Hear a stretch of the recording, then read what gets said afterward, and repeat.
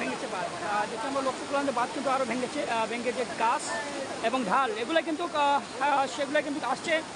অবশ্যই আপনি লক্ষ্য করছেন যে এই মুহূর্তে অবস্থা মৌলভীবাজারের, সেটা আমরা দেখতে পাচ্ছি যে একটি সংগঠন, মৌলভীবাজারের যে সংগঠন, সেই সংগঠনটি কিন্তু সামাজিক সংগঠন, তারা কিন্তু কাজ করছে। তারা সাধারণ মানুষকে তারা কিন্তু এখানে পারাপার করছে, যেটি আমরা লক্ষ্য করছি যে সাধারণ মানুষ যাতে এখানে একটি ছোটো বাচ্চাকে তারা নিয়ে আসছে। মৌলভীবাজার মানব সেবা সামাজিক সংগঠন, এই সংগঠনটি তারা কিন্তু ছোটো ছোটো বাচ্চাদেরকে নিয়ে তারা পার করছে। প্রিয় দর্শক, আপনারা দেখতে পাচ্ছেন যে ভয়াবহ অবস্থা মৌলভীবাজারের কদমাটার একটি ভয়াবহ চিত্র, সেটা আমরা তুলে ধরছি। অনেক কিন্তু আমরা দেখতে পাচ্ছি অনেকে ঘর বাড়িতে পানি এবং অনেকে কান্নাকাটি করছেন, যেটি আমরা লক্ষ্য করছি। অনেকে কান্নাকাটি করছেন কিন্তু সেটাও আমরা দেখছি। আসলে আমরা এটি হৃদয়বিদক ঘটনা, সেটি অবশ্যই দেখতে পাচ্ছেন যে একটি হৃদয়, কারণ এইরকম যাদের বাড়িতে পানি প্রবেশ করছে তারা বুঝেন যে কত কষ্ট, তারা জানেন যে কী কষ্টের মধ্যে তারা এই মুহূর্তে। আমরা আসলে কি বলবো আপনাদের, যে অনেকের কান্নাকাটি করছেন, তারা যে তাদের বাড়ি ঘর তারা রেখে এসেছেন এই চিত্র, তারা কিন্তু বাড়িতে কিন্তু মূল্যবান জিনিসপত্র রয়েছে সেগুলো কিন্তু তারা নিয়ে রেখে এসেছেন। আমরা দেখতে পাচ্ছি, সেটি আমরা সরাসরি সম্প্রচার করছি SRI টিভির পর্দায়। আমি আলী হোসেন রানা আপনাদের সাথে রয়েছি। মৌলভীবাজার শহর থেকে প্রায় 5 কিলোমিটার দূরে কিন্তু রয়েছে এই কদমাটা, প্রায় 5 কিলোমিটার দূরে কদমাটা কিন্তু রয়েছে।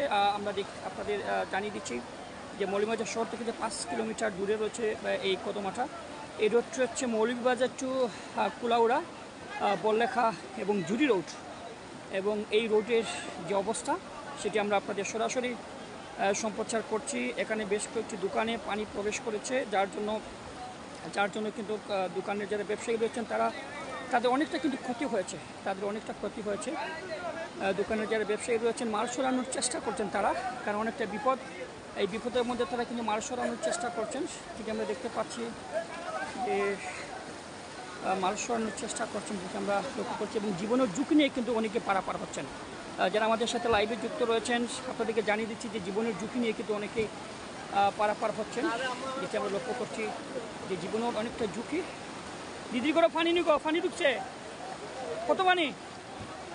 হ্যাঁ, গলা পানি বলছেন, তিনি বলছেন যে আমার কদমাটার অবস্থা কিন্তু ভয়াবহ। কদমাটা মৌলভীবাজারের কদমাটার অবস্থা এই মুহূর্তে ভয়াবহ রূপ নিয়েছে। আমরা দেখতে পাচ্ছি যে এখানে দোকানে কিন্তু পানি প্রবেশ করছে। যারা আমাদের সাথে লাইভে রয়েছেন আমরা একটু দেখাতে চাই যে মৌলভীবাজারের কদমাটার যে অবস্থা সেটা আমরা সরাসরি সম্প্রচার করছি।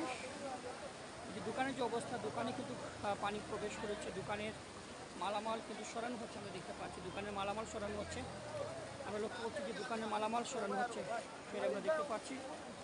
অবশ্যই লক্ষ্য করছেন যে কি ভয়াবহ একটি অবস্থা।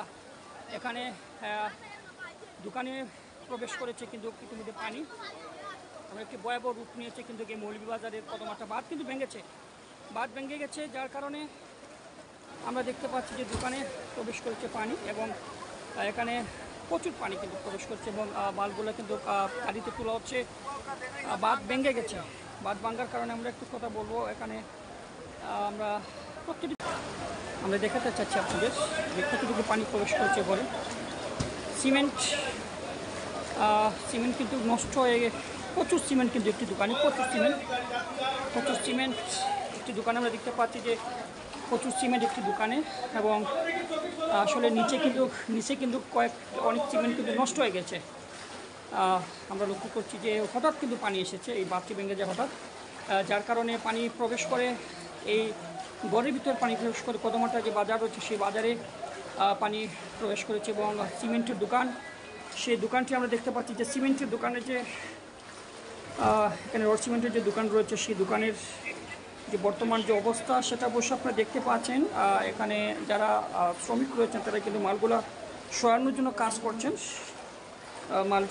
মাল সরানোর জন্য তারা কাজ করছেন, যেটা আমরা দেখতে পাচ্ছি যে মালগুলা সরানোর জন্য কাজ করছেন। আসলে অনেকটা ক্ষতি হয়ে গেল, যিনি ব্যবসায়ী রয়েছেন ওনার অনেকটা ক্ষতি হয়ে গেল। এনে কত ব্যাগ সিমেন্ট আসবে চাচা? 300 350 ব্যাগ আছে।